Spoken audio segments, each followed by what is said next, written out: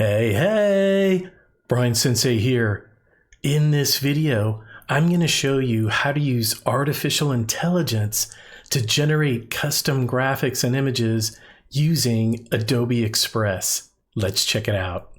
Okay, so here I am at adobe.com/express. I'm going to click Get Adobe Express Free. And if you're not signed up, go ahead and sign up for your free account. Once you're logged in, you're going to see this screen. In this example, I'm going to show you how to generate your own custom graphic or image. Now, in this case, I'm going to go ahead and design a logo for my School of Rock.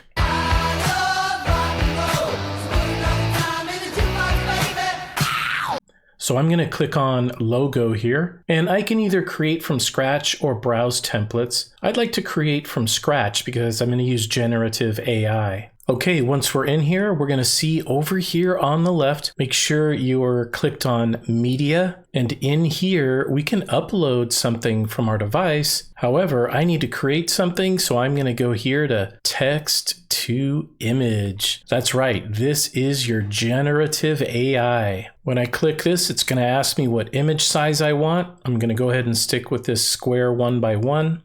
Okay, now we can tell it what we would like to have created. In this case, I'm going to ask it to create a person playing guitar and singing into a microphone. Now below that, I have choices on the content type. By default, it's going to produce art. You could also choose photo, graphic, or you could choose none and give it your own content type description. In this case, I'm going to go with the graphic. Now below that, you can also specify a style. So for example, under popular, you could do digital art or neon. We also have movements and themes. We got some interesting things in here like pixel art, cartoon, graffiti. Oh, that sounds like fun. Let's try out graffiti. All right, and then we just go ahead and click generate. All right, and just like that, we have 4 images to choose from. Let's check these out. Boy, these are really nice. All right, so graffiti is interesting, but I'm going to go ahead and try another style here. I'll uncheck graffiti. I'll go back to the style, and let's look at techniques. We got some interesting things here like, ooh, doodle. That sounds cool. Let me try this out. And let's generate again. And just like that, we've got 4 more images to choose from in the doodle style. I kind of like this doodle look, and I want to look at some more options. So I'm going to go ahead and just click here, load more. Let's see what we get. All right, that is a nice one. And these are also really cool as well. I think I'm liking this one the most. All right, so now what we can do is I'm going to go ahead and add some text to this logo that I'm creating. And so first I'm going to resize this image. So I'll grab the corner, click, hold, and drag, make this a little bit smaller so I can put my text at the top. Another thing I think I want to do is potentially remove the background, or maybe I can go ahead and fill the rest of the background to match the background color of this image.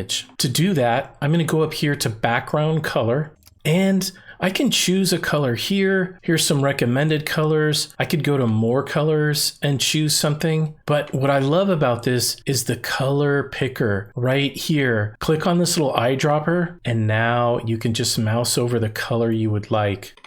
And boom, shakalaka, there we go. Now the entire background matches. Okay, now let's add our text. I'm going to go ahead and come over here to the text option, the capital T, and here I'll click add your text. All right, so it's on the page here. We can go ahead and type in the name of our school. All right, so we've got our text in there. I'm going to go ahead and highlight it. And over here now, we have all kinds of formatting options. Maybe I want to change the font style. I'll go ahead and click on here, and we can see previews of how this will look. I want something thicker. Oh, this looks good.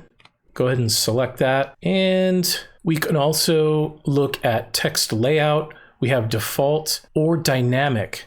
Dynamic will help it fill the width of the canvas we are working on. We also have fill color here, and we can also do an outline. So if we'd like an outline color, we could choose that, and we could bring up the thickness of the outline. And I think for the fill color, I'm going to go ahead and make this pop more, and we'll change this to, I think, something lighter and brighter. Let's go with this yellowish color. There we go. All right, and now I'm going to go ahead and move this up to the top of the logo. There we have it. I like this. This looks really, really slick. Need to move this down just a tad.